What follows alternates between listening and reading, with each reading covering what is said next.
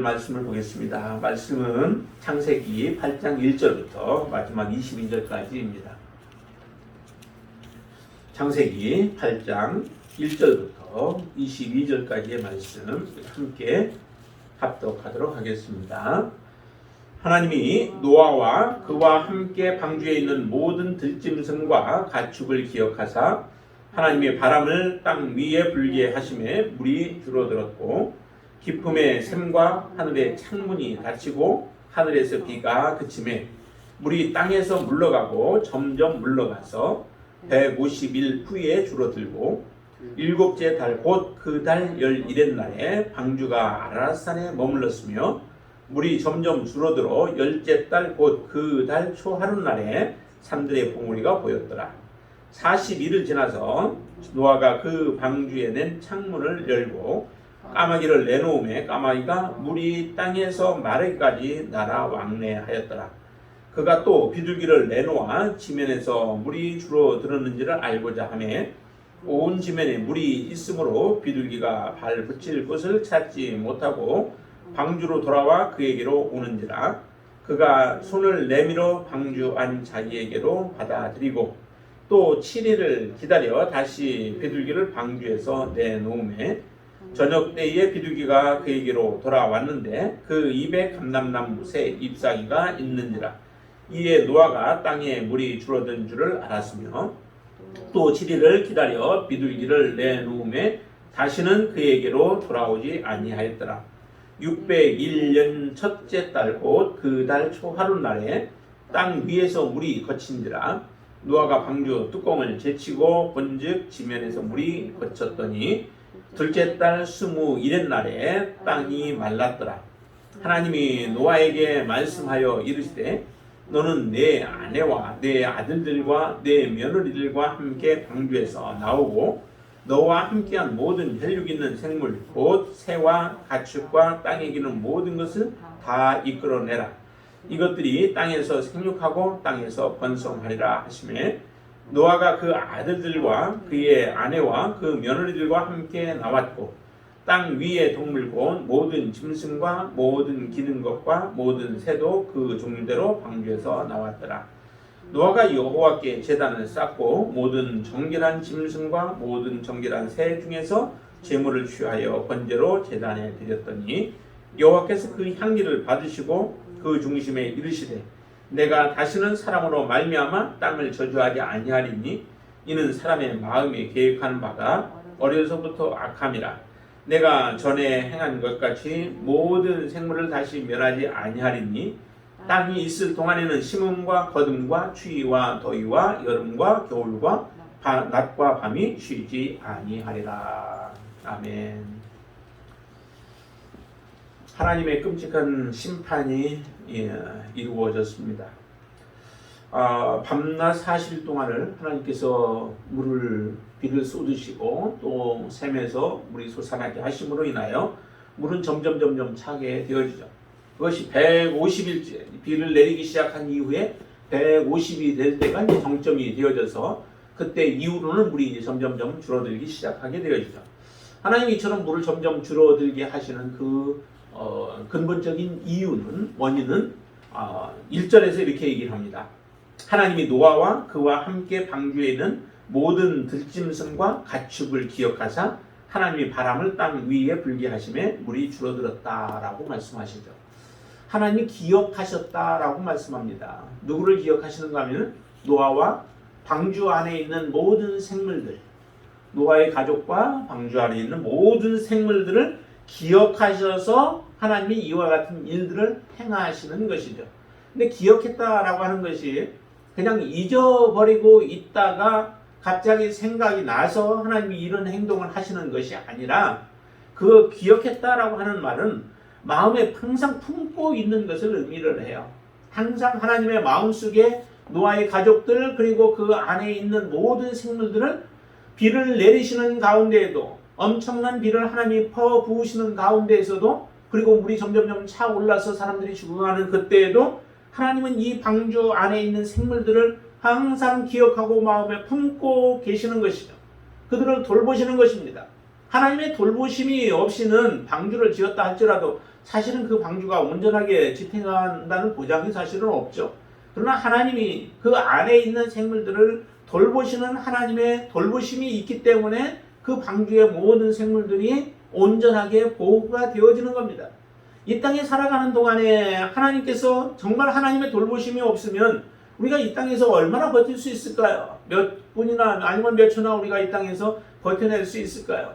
모든 것을 사람들이 강하게 또 완전하게 또 견고하게 모든 것을 짓고 또 잘 만들었다 할지라도 하나님의 돌보심이 없이는 한순간에 모든 것이 다 무너질 수 있습니다. 그런 것이 바로 하나님의 돌보심의 결과가 바로 우리가 지금 하나님 앞에 예배할 수 있는 이런 축복인 줄로 믿습니다. 여기 보세요. 하나님이 그렇게 돌보심으로 말미암아서 일이 되어지는데 참 하나님께서 이 물을 줄어들게 하는데 보면은 사람들이 계산할 때 얼마씩 물이 줄어드냐면은 하루에 줄어드는 양이 한 3.1m 정도가 줄어드는 것으로 계산을 하더라고요. 뭐 여러 가지 이제 그 며칠 만에 물이 다 빠졌는가 얼마나 줄어든가 하는 것들을 따지면서 볼 때 그러는데 예를 들어 3.1m, 3m만 하더라도 하루에 그만큼 물이 줄어드는 것은 이건 상상할 수 없는 거죠. 그냥 우리가 물을 증발시킬 때 가습기를 집에다 떠놓고 물을 증발시켜도 많은 양이 줄어들기는 해요. 많이 줄기는 하지만은 그러나 그 물이 그렇게 많이 줄어들지는 않죠. 가습기를 틀어놓고 물을 공기 중에 있는 습기들을 빨아들이면은 하루에 굉장히 많은 양들이 그 물들이 거기에 모이더라고요. 그런데 실제적으로 이 날아가는 것의 경우는 그렇게 많이 날아가기가 쉽지 않다는 거죠. 왜냐하면 이 전체 지구를 전부 다 덮은 상태 아니겠습니까? 모든 산 봉우리가 다 덮였다면은 완전히 이 지구는 물로 뒤덮여 있는 그런 상태에서 그 물이 어디로 도망가겠어요? 할 수 있는 방법들이 사실 없습니다. 그런데 하나님께서는 그렇게 물이 물러가게 만드는 거예요. 점점 물이 물러가게 하고 물이 빠지게 만들면서 그러면서 땅을 마른 땅으로 만들어 버리시는 이 역사는 하나님의 정말 놀라운 하나님의 돌보심이라는 거죠. 우리는 방주 안에 있는 그 사람들을 이렇게 보호한 정도로만 생각하고 계신데 하나님의 돌보심은 거기에서 그치지 않고 모든 세계 가운데서 하나님은 그 하나님의 손길은 미치고 있었다라고 하는 것을 우리는 기억하셔야만 합니다. 뒤에 가면 이제 이스라엘 백성들을 하나님께서 그 출애굽할 때에 이스라엘 백성들을 이끌어내시는 과정이 나오죠. 이스라엘 백성들이 하나님 앞에 기도했던 출애굽기 한번 보세요. 2장을 한번 보세요. 출애굽기 2장에 보시면은 이스라엘 백성들이 이제 다른 왕이 자기를 알았던 왕들이 즉위했을 때는 이스라엘 백성들을 잘 대우를 해줬습니다. 그래서 마땅한 대우를 받고 지내지만은 이스라엘 백성들을 알지 못하는 왕들이 등극을 하자 이스라엘 백성들을 이제 억압하기 시작하고 그들을 학대하기 시작하죠. 그때 하나님 앞에 그들이 탄식하며 기도하기 시작합니다. 2장 23절 한번 보실까요? 2장 23절 한번 같이 읽습니다. 여러 해 후에 애굽 왕은 죽었고 이스라엘 자손은 고된 노동으로 말미암아 탄식하며 부르짖으나 그 고된 노동으로 말미암아 부르짖는 소리가 하나님께 상달된지라. 하나님 앞에 기도로 말미암아 상달되었다라고 우리가 그렇게 말씀하시죠. 그러면서 24절을 보시면은 이렇게 얘기합니다. 하나님이 그들의 고통 소리를 들으시고 하나님이 아브라함과 이삭과 야곱에게 세운 그 언약을 기억하사라고 하면서 여기도 기억한다라고 하는 그런 표현을 하는데 같은 단어를 사용하고 있어요. 우리 앞에서 기억하는 것과 그건 이스라엘 백성들이 지금 부르짖으니까 단지 그때만 하나님이 이스라엘 백성들을 돌보시기 위하여 또 하나님은 그들을 출애굽할 계획을 하나님이 하시는 것이 아니라 이전부터 이스라엘 백성들을 항상 눈여겨보시는 거죠. 하나님이 그들이 이스라엘 품에서 놓을 수가 없습니다. 이스라엘을 생각하지 않을 수가 없는 거예요. 항상 하나님의 생각 안에 있고 하나님이 그들을 기억하고 계시고 그들에게 하나님의 행하실 일들을 알고 계시는 거죠. 근데 그 일은 이게 그들이 부르짖을 때에 하나님이 일을 시작하시는 것뿐이지 이전에도 하나님은 이스라엘을 기억하고 계셨고 그들을 사랑하고 계신다는 거예요. 여러분들을 하나님이 어떤 특별한 일에 처했을 때, 닥쳤을 때만 하나님이 여러분들을 사랑하시는 게 아닙니다. 여러분들을 보고 계시는 게 아니에요. 여러분들의 기도를 그때만 들으시는 것이 아니라는 거죠. 하나님은 항상 여러분들을 하나님의 자녀들을 하나님은 보고 계시고 또 그들의 간구하는 기도에 귀를 기울이시고 계시고 그들의 아픔에 하나님은 같이 아파하면서 여러분들이 성장하기를 원하고 성숙해지기를 원하고 여러분들이 하나님 앞에 온전한 모습으로 서기를 원하시는 그 마음에서 하나님은 기다리고 계시는 것이죠. 한시도 우리를 놓으시는 적이 없습니다. 우리는 눈동자처럼 사랑하신다고 말씀하시죠. 눈동자처럼 보호하시고, 그래서 하나님이 이처럼 기억하셔서 이스라엘 백성들을 출애굽하는 그 과정들을 이제 실제적으로 진행을 해 나가시는 겁니다. 그 출애굽의 계획이 하나님이 이스라엘 백성의 간구하는 소리를 듣고 그때서 움직이기 시작하는 아니죠.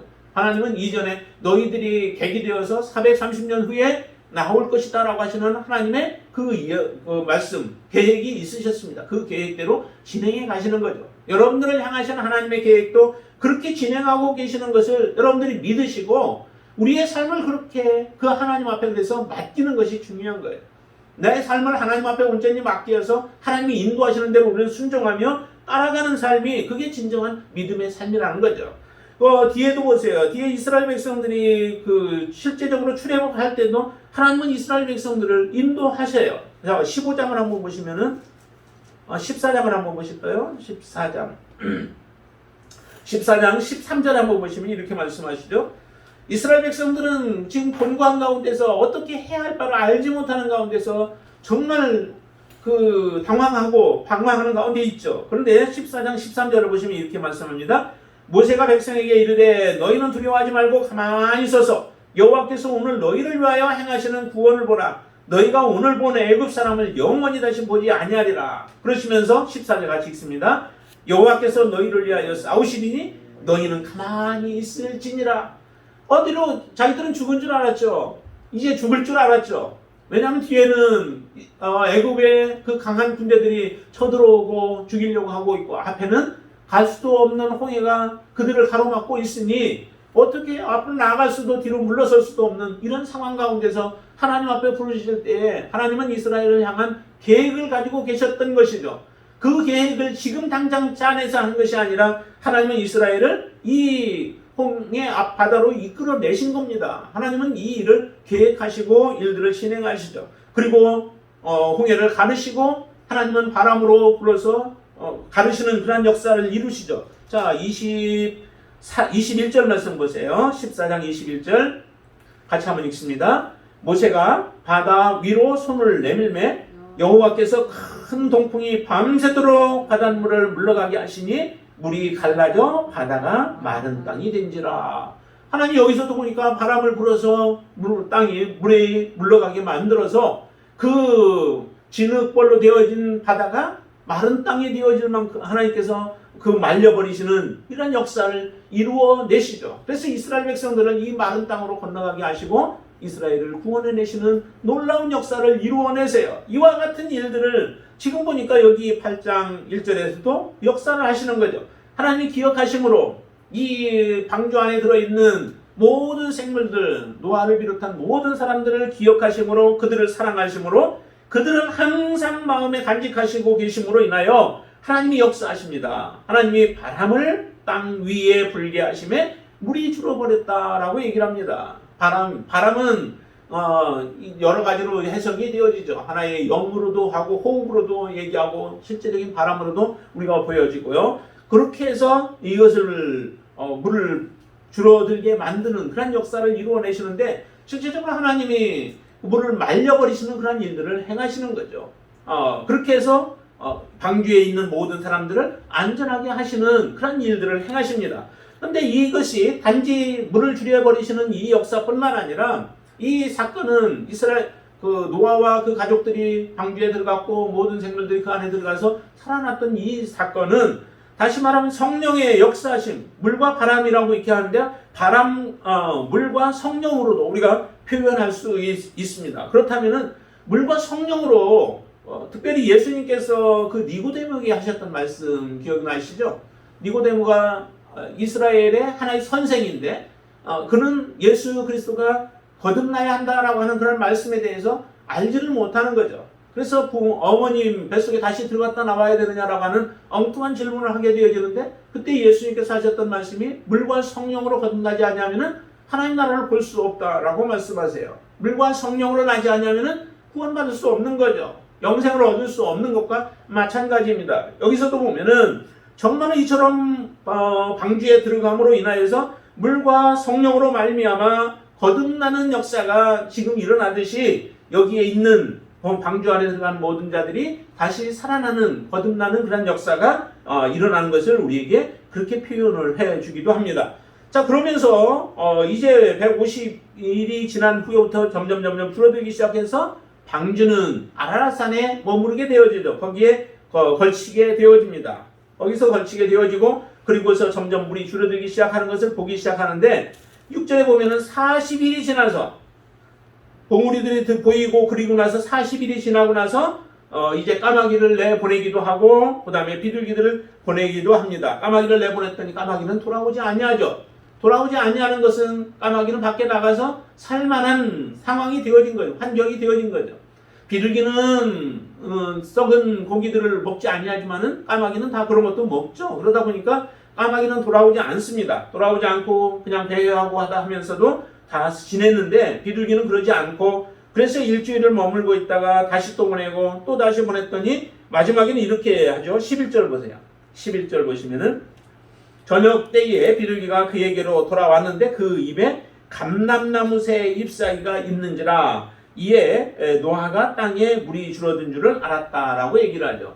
비둘기가 날아갔는데 그 비둘기가 감람나무 새 이파리 그냥 홍수에 막 쓸려서 떨어져 버린 그런 이파리가 아니라 이 나무에 붙어 있는 그런 새 이파리 이것을 뜯어가지고 온 것을 이제 보게 되어지면서 그것은 다시 말하면 이 방주 안에 있는 사람들에게 새로운 희망이죠. 모든 것이 다 홍수로 말미암아 다 죽고 다 없어진 줄 알았는데 그런데 다시 새롭게 돋아나는 그런 감람나무 잎사귀를 봄으로 하나님이 다시 생명을 허락해 주시는 그 하나님의 은혜를 여기서 경험하게 되어집니다. 정말 소망이죠.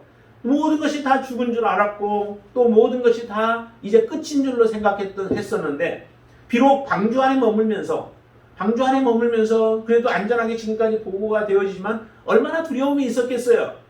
홍수가 나면서 그냥 비만 곱게 이렇게 내렸겠어요. 그것이 쓰러져 내리면서 물이 흘러가면서 또 홍수도 나고 또 산도 무너지는 그런 일들이 일어나고 여러 가지 굉장히 그 두려움을 주는 일들이 많이 일어났을 거예요. 그런 가운데서 지금 방주 안에서 얼마 동안을 머무르게 되냐면은 지금 거의 지금 370일 정도 그 정도 이상을 머무르게 되어지죠.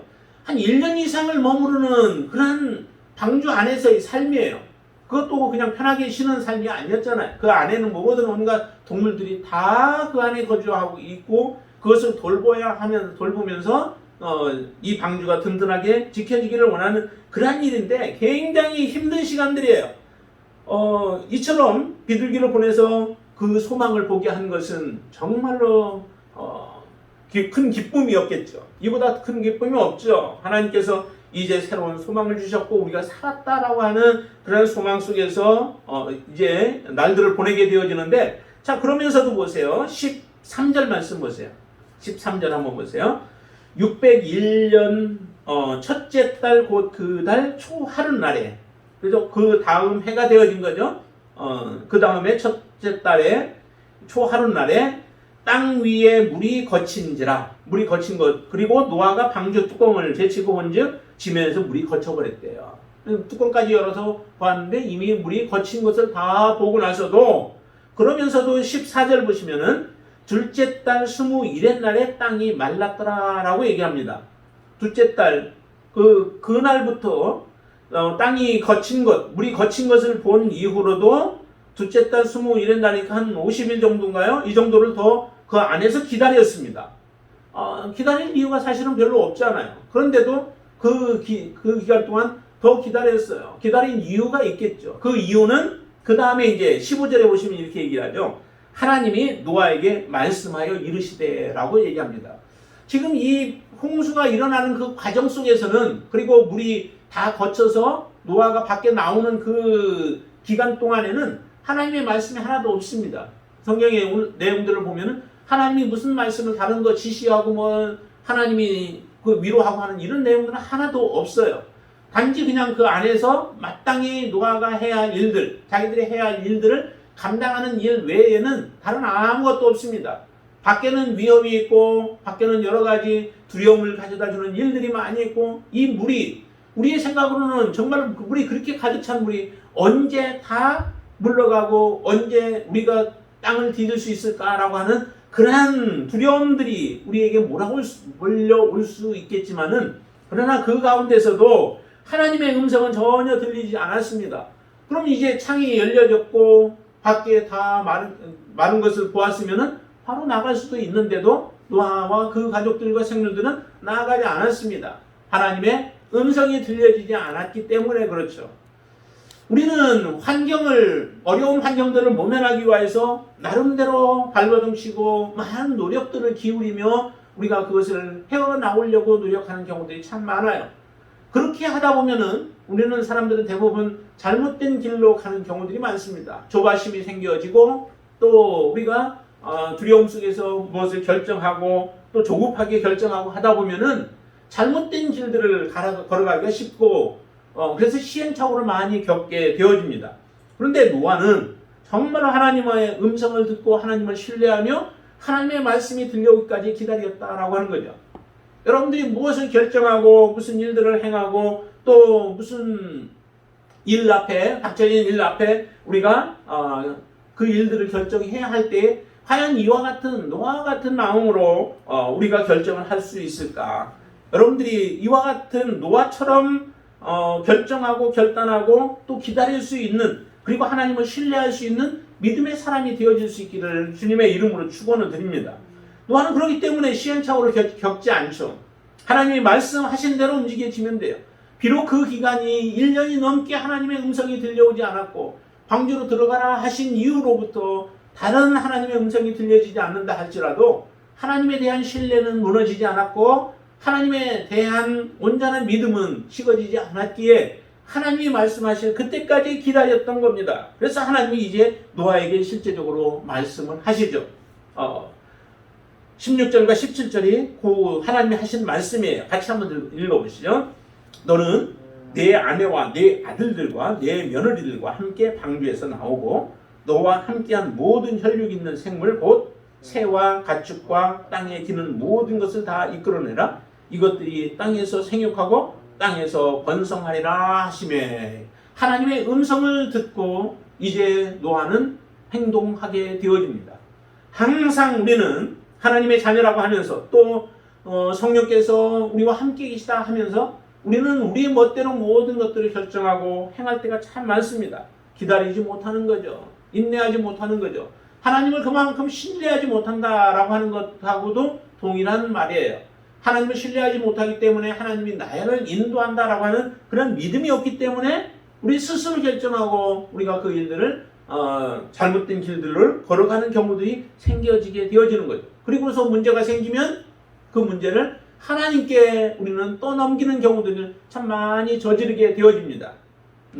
다시 한번 이 말씀과 같이 얼마나 노아도 힘든 상황들이 많았겠습니까? 그렇지만은 하나님을 기다렸던 그 노아를 생각하시면서 우리의 인생 가운데서 여러 가지 어려운 일들이 올 때마다 또 무언가를 결정할 때마다 우리는 이처럼 인내하며 하나님의 음성을 기다리고 기도하는 하나님의 자녀들이 되어줄 수 있기를 바랍니다.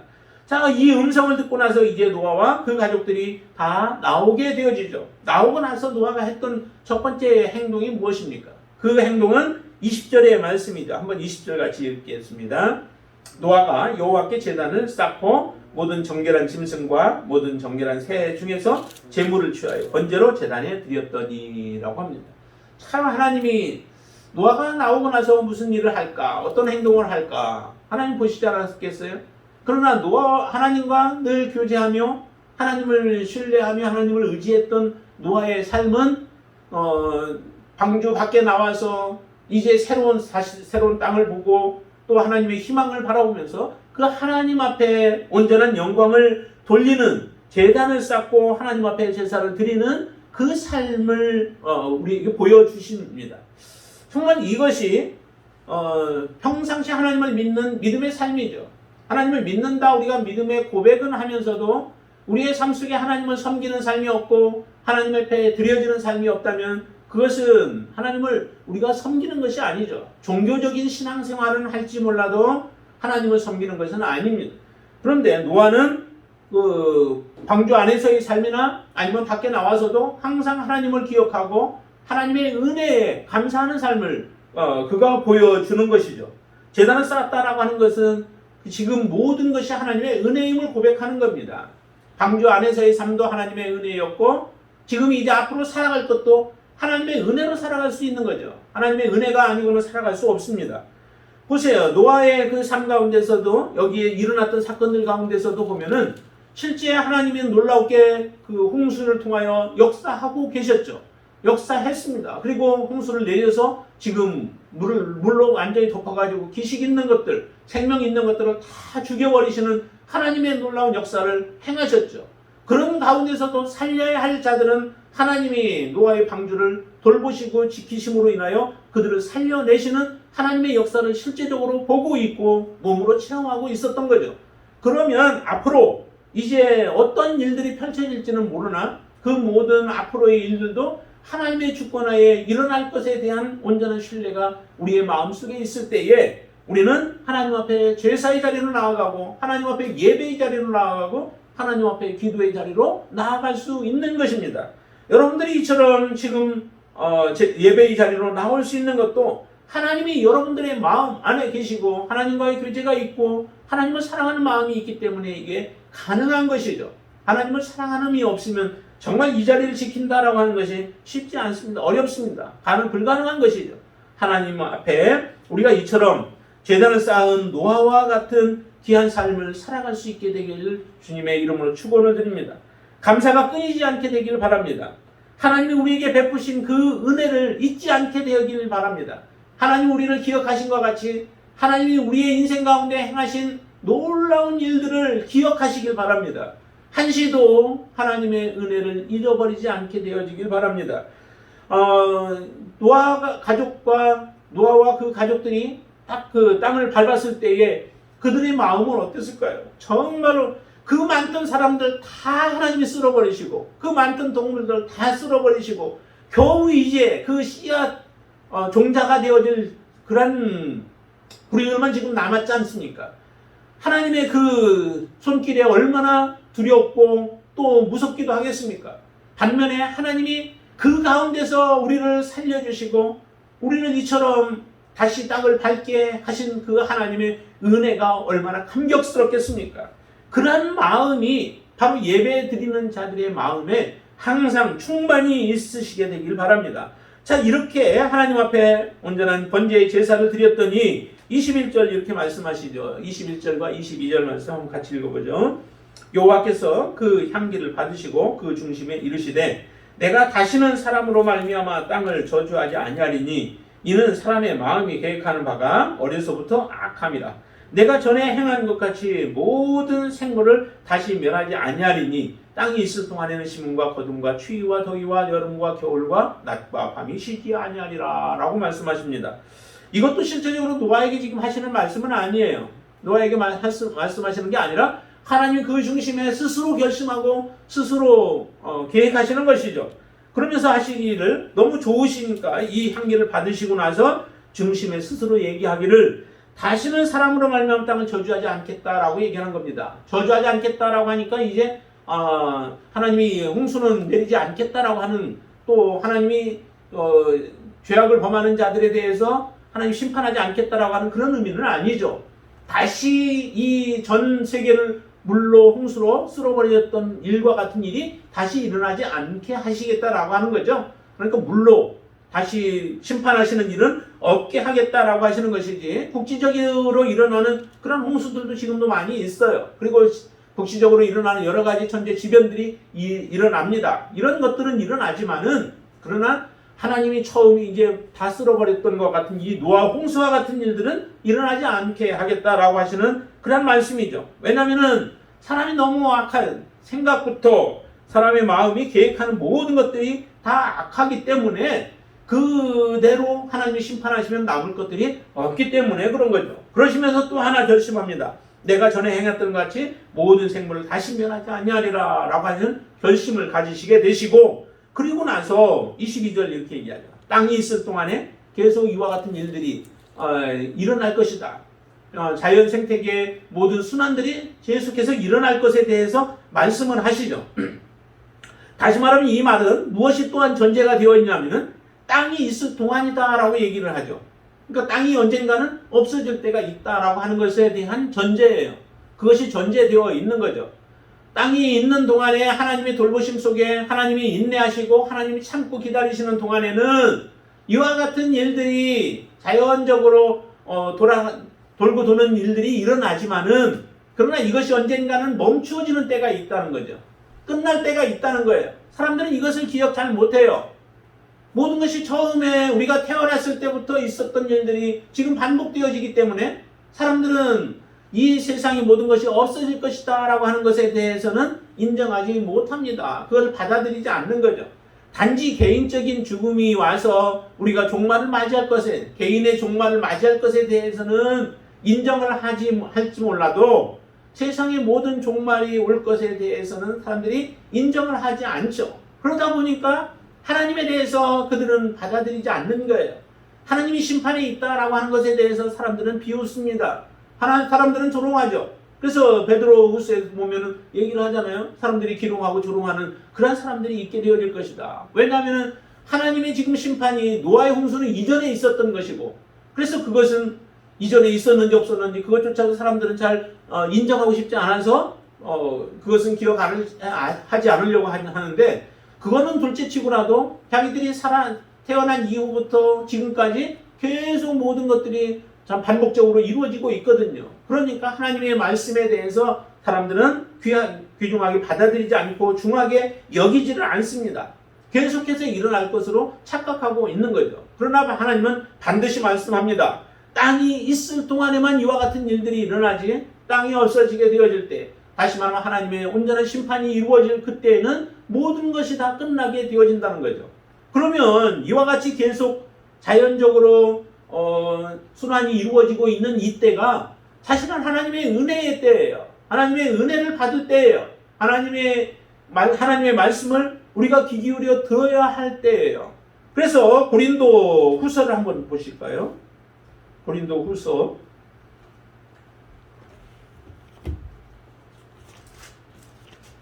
6장을 한번 보시면, 고린도 후서 6장 1절 2절을 한번 같이 읽을까요? 우리가 하나님과 함께 일하는 자로서 너희를 권하노니 하나님의 은혜를 헛되이 받지 말라. 이르시되 내가 은혜 베풀 때에 너희에게 듣고 구원의 날에 너를 도왔다 하셨으니 보라 지금은 은혜 받을 만한 때요, 보라 지금은 구원의 날이로다. 지금 사도 바울이 말씀하고 있는 이 설교의 그 시점뿐만 아니라 사실은 하나님께서 노아 홍수 이후에 모든 그 일들이 잘 돌아가고 있는 이때에 사실은 은혜의 때이기도 하죠. 지금은 더욱더 가까워 있죠. 그런데 사람들은 이 은혜를 헛되이 받아버린다는 거죠. 에서와 같이. 에서 자기에게 주어진 장자권이 얼마나 귀중한 일입니까?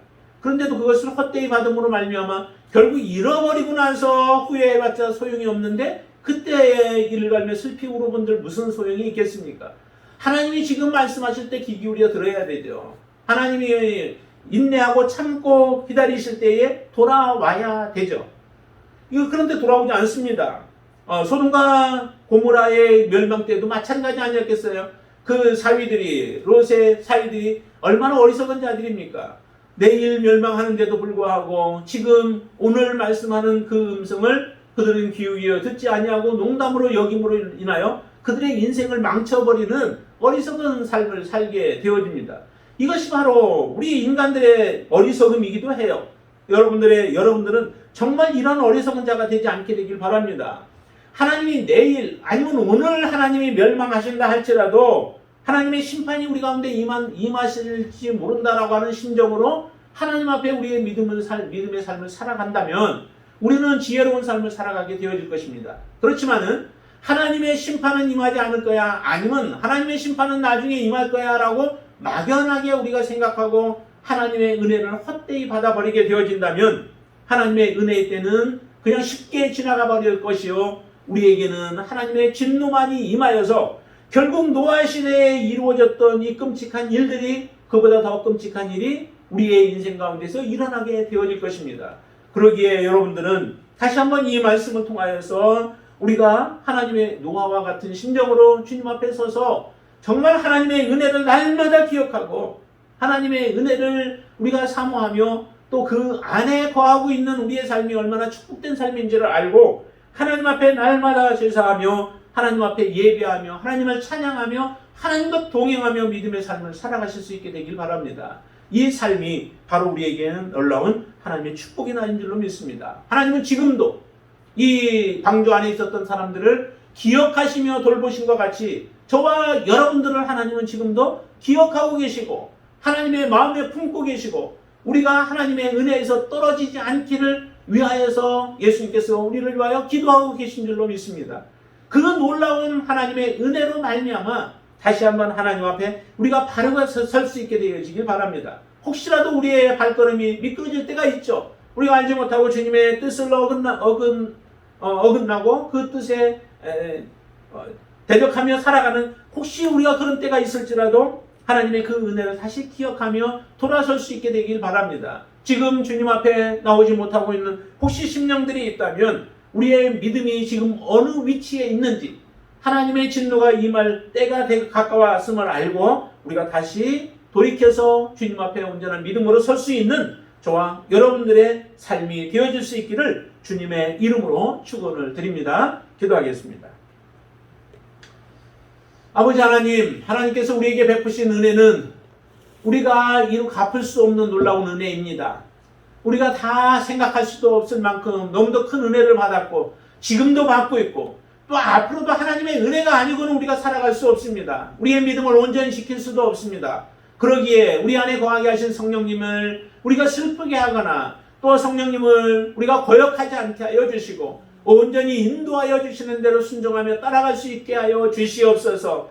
방주를 짓기 전부터 하나님의 음성에 온전히 순종하여 의로운 삶을 살았던 노아의 삶 그리고 방주에 들어가라 하셨을 때에 온전하게 그 말씀에 순종하고 들어갔고 방주 안에서도 하나님의 뜻 안에서 살아가며 또한 하나님의 말씀이 없을 때는 나오지 않았던 것처럼 하나님 우리의 삶이 오직 하나님의 말씀 안에서 살고 하나님의 말씀 안에서 죽는 삶을 살아갈 수 있도록 역사하여 주시옵소서. 하나님이 이제 땅을 밟게 해주셨을 때에도 하나님 앞에 온전한 제사를 드려 하나님을 기쁘시게 하였던 것처럼 우리의 인생도 그렇게 하나님을 기쁘시게 하는 인생으로 주님 앞에 드려지기를 원합니다. 아버지 하나님, 지금 우리가 주님 앞에 온전한 모습으로 서 있습니까? 하나님을 기쁘시게 하는 자로 우리가 지금 서 있습니까? 아버지 하나님, 혹시라도 주님의 뜻을 거슬려 있다면 다시 주님 앞으로 온전히 나와 주님의 마지막 때를 예비하고 또한 아버지 하나님 심판의 때를 예비하며 준비하는 믿음의 자녀들로 저희들을 세워 주시옵소서. 예수님의 이름으로 간절히 기도드리옵나이다. 아멘.